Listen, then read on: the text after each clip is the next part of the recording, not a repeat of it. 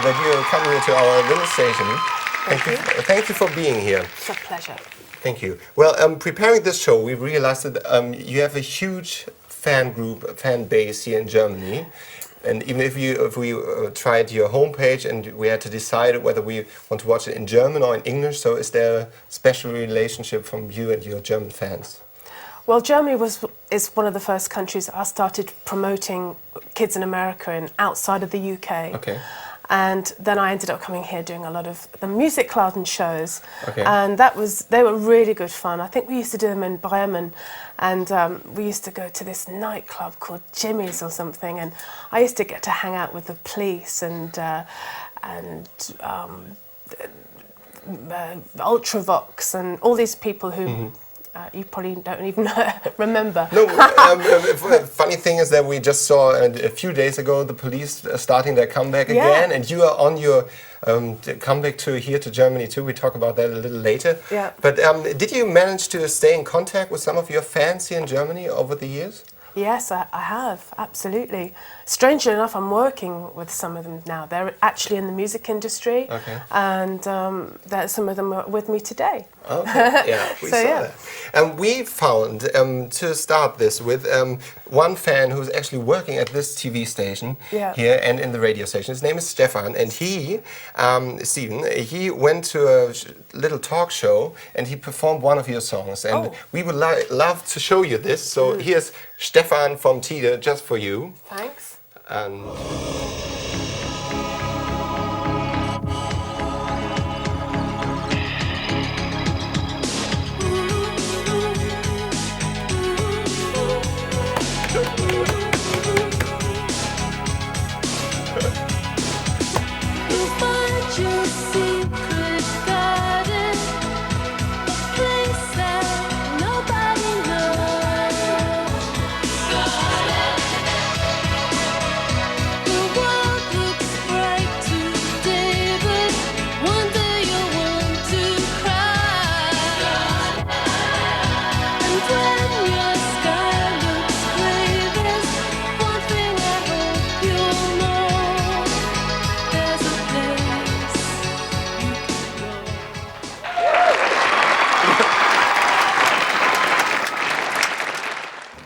Hi, my name is Stefan. I'm 28 years old or young.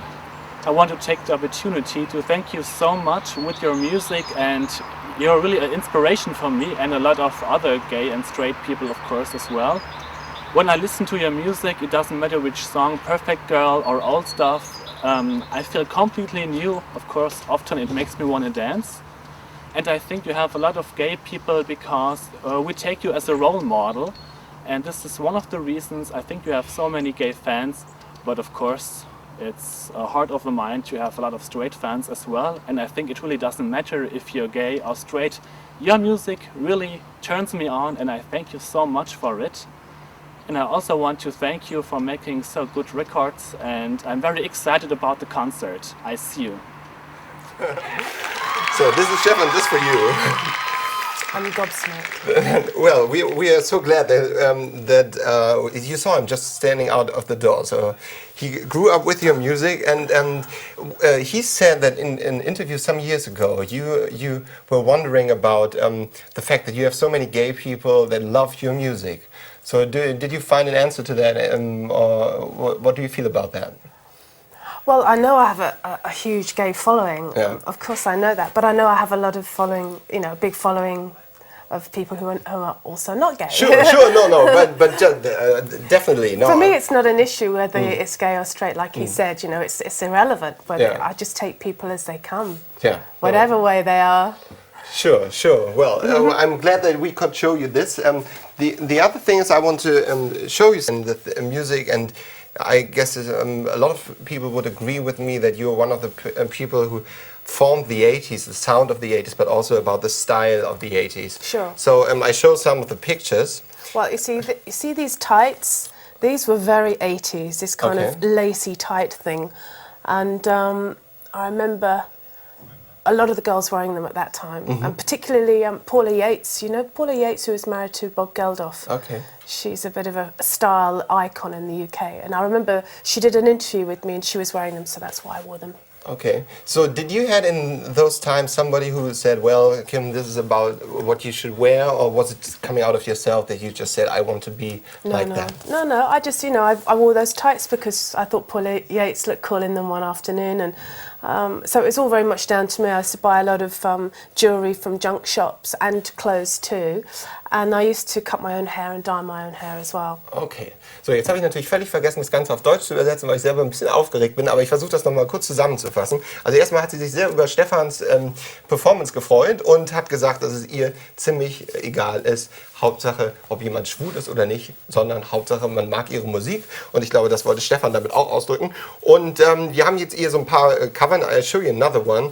This is another single of yours. Und ich habe sie gefragt über den Stil damals, ob das ihr damals geraten wurde, sich so anzuziehen oder ob sie Berater hatte. Und sie hat gesagt, nein, sie hat sich sogar selber die Haare geblichen, sie selber die Haare geschnitten. Und zum Beispiel die Frau von Bob Geldof hat sie damals inspiriert, zu dem Look, mit dem sie ja damals die 80er Jahre auch großartig beeinflusst hat. Yeah, well, thank you about that. This tonight we made this whole show about divas in general. So we would like to show you some divas and ask you about your opinion and if these people influenced you somehow. Sure. So she is the first. Her name is Dame Shirley Bassey. Für unsere deutschen Zuschauer Dame, because she was so wie Sir, ich wusste das eben nicht, deswegen sage ich es euch auch nochmal. Sir ist für Männer, Dame, Commander of the Order of the British Empire, Dame Shirley Bassey. Yes. So what do you think about her?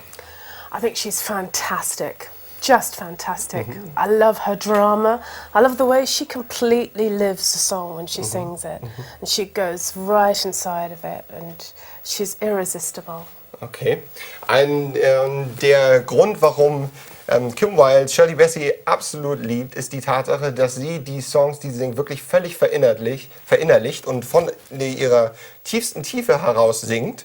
Would you consider her a good example for a diva? Yes, fabulous. Okay, so is diva in general a positive connotation for you? Well, it's like diva. It's good and bad, So what is the good part? What is the bad part? Well, the good part is that it's glorious and it has it's impetuous and it's funny. Okay. On the bad side, it can be terribly boring and very rude. But if you put those things together, there's something just irresistible about them. And this is something why we can always forgive a diva. Okay. Also ich habe grundsätzlich mal gefragt, wie Kim Wildes Einstellung zu dem Begriff Diva ist, ob das eher positiv oder negativ belegt ist. Und sie sagt, es gibt beide Seiten. Im positiven Falle ist es einfach sehr spannend und sehr aufregend. Und im negativen Falle kann es auch sehr langweilig sein und vor allen Dingen sehr anstrengend und ein bisschen nervig. Aber generell ist die Mischung so besonders, dass man eigentlich so einer Diva immer alles vergibt. We've got another example for you. This is the great Donna Summer. Fabulous. Okay. Diva, true diva. But what a fantastic voice. I mean, I think out of the two, I prefer Donna Summer's voice. Okay. Im Speziellen die Stimme von Donna Summer würde sie sogar noch bevorzugen. We have a third one. Well, what do you think about her? Paris Hilton. Yeah. Well, I haven't heard her record yet, so I can't say about her music. But I think she's doing the diva thing quite well. She's interpreted it for the 21st century, and I'm preparing to be surprised by her. Okay, so do you think a diva always has to be in the singing business, or? No. Okay. No. I mean, I've just been in horticulture and gardening for 10 years, and I met plenty of divas. Okay, so we got a last one. Well, what do you think about her? Well, I think I have to work a bit more on the balancing of my divaship, Okay. Because I don't think I do enough of the bad stuff. Okay. I'm not Well, really. please don't start now. No, but I'm not rude enough and arrogant enough, and I've got to work on that. But I promise I will try. Okay, well, I think you got a huge fan base, so don't try too hard. But you just mentioned earlier that now you're in the gardening business. Yeah. So did you had a glimpse of our garden in front of the house? Yes. And what do you think about it? It just looks terrible. It's a real mess, isn't it? Yes, it is. And you know, it's a shame because I mean, how many people work in this building? Well, I guess 20, 25. 25. So wouldn't it be lovely to have a lovely space out there that was scented and looked beautiful, somewhere to sit and catch the sun or have a cigarette? Okay. So this goes out to all the workers here bei Tide. Denkt ihr, würdet ihr euch noch wohler fühlen, wenn ihr da draußen mal ein bisschen was macht? Probably you can going out, make some suggestions. Yeah, a few sketches. We read about you have a TV show that is about gardening in England. I did one, a few years ago. Okay, so what was that about? What did you went out to places like these? Yeah, places just like that. Okay. And me and about 8 other people, and then we would transform the garden in a day. And it was very hard work, but I got to design it, and I learnt a lot about the skill. Okay. And so since then I've become a garden designer. Okay. And I've written 2 books about gardening, and I still do this as well. You know, this is a great passion of mine. It's very creative, gets you outside.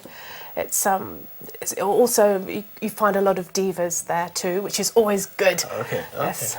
Ja, jetzt muss ich mal wieder ein bisschen auf Deutsch nachholen.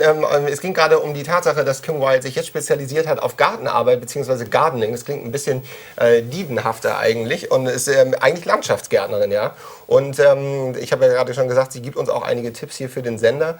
Und well, the thing is, you are now on your comeback tour, and we got your CD over here, which you brought out in last year, in 2006. And you mentioned earlier that you're working with German people together. And I know Nina is on this album, and also her producer, Uwe Fahrenkrog-Petersen. Yes. So So please tell us about your relation with these 2 people. Well, I met both of them back in the 80s, and they did actually come over to the UK, to our studio back then. And then I met Nena again in Berlin a few years ago at a media party. And she was just beginning to think about making her comeback album, featuring Nena feat Nena. She asked me to sing on Any Place, Anywhere, Anytime. The rest is sort of history.